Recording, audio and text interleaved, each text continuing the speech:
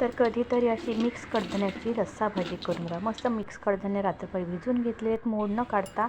इथं कुकरमध्ये मस्त तेल टाकून घेतलेलं आहे. त्याच्यामध्ये मोहरी जिऱ्याची फोडणी देऊन लसूण परतवून घेतलेलं आहे. इथं पूर्वतयारी टॅमॅटो, कोथिंबीर आणि वांगा बटाटा तेलामध्ये टाकायचं. वांगा बटाटा आणि छानपैकी इकडून तिकडून घेऊन घ्यायचं आहे. टॅमॅटो, हळद, मीठ मसाला टाकून घ्यायचा आहे. हळद छान व्यवस्थित टाकून घ्यायचं आणि जास्त तुमच्यावर आहे. आता त्याच्यामध्ये जितकं तिखट तरी थोडं मसाला टाकायचं. मस्त की मिक्स कडधान्य मूठभर टाकून घ्यायचे. तर मी 2 मुठी कडधान्य मस्त भिजून घेतलं आणि टाकून घेतलेलं आहे. इकडून तिकडून मिक्स करून घ्यायचं, हलवून घ्यायचं आहे, छान तेलात परतवून घ्यायचं आहे. मग टाकायचं आहे कांदा खोबऱ्याचं भाजलेलं वाटण. तर तुम्हाला वाटण हिरवं वाटण आवडत असेल तर हिरवं पण टाकू शकता. कांदा खोबरा भाजला असेल तर भाजलेलं वाटण टाकायचं. छानपैकी इकडून तिकडून परतून मस्त जेवढा कमी जास्त जाड पातळ तुम्हाला रस्सा भाजी पाहिजे तेवढं पाणी टाकून घ्यायचं आहे. गरम पाणी टाकलं तर उत्तमच. इथं मीठ टाकून घेतलं चवीनुसार आणि छान परतून घ्यायचं आहे. तर गरम पाणी टाकायचं तर गरम पण टाकू शकता किंवा थंड पाणी टाकू शकता.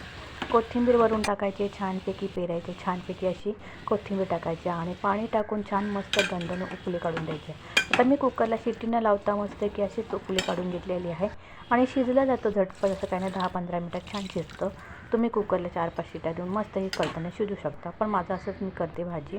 अशी बघा छान रस्सा भाजी तयार झाली. त्यावर पापड भाजून घ्यायचा आणि भाताबरोबर वाफाळलेला अशी रस्सा भाजी एक नंबर लागते. थंडीच्या दिवसात ही भाजी केली ना चवीला एक नंबर लागते. कशी रेसिपी वाटली का कमेंटमध्ये सांगा. आवडल्यास लाईक शेअर सबस्क्राईब करा. मग खूप सुंदर अशी रेसिपी झाली, नक्कीच कमेंटमध्ये सांगा. चला तर या जेवायला.